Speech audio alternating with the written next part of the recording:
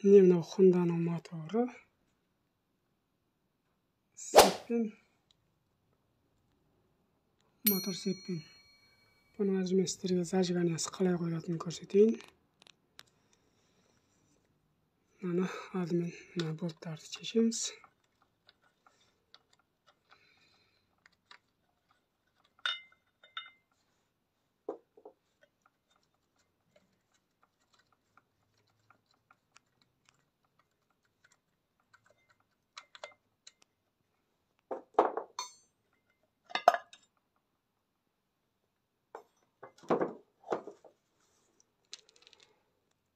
Мынау негізі төбесі ашылатын крышкадағы.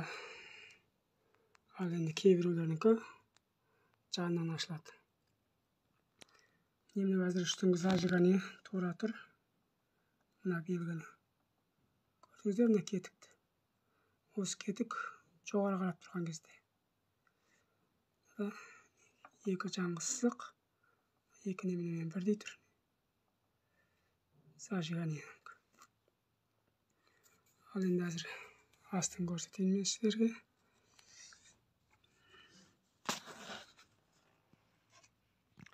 Асты крышкадағы мына екі болтты шешіп алғанда.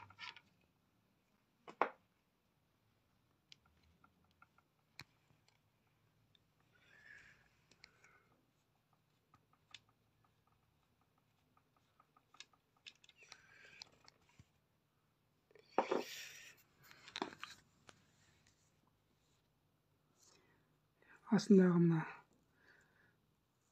болтты бұрау арқылы зажигание реттейміз. Мына екі кетік F деген жазумен кетікке тура келу керек. Тура келгенде үстіңгі зажиганиедегі мына кетік жоғары қарау керек. Сонда бұның зажиганиясы тура қойылған болады. Егер бұда бір секіріп кеткен жағдайда өзгеріс болады.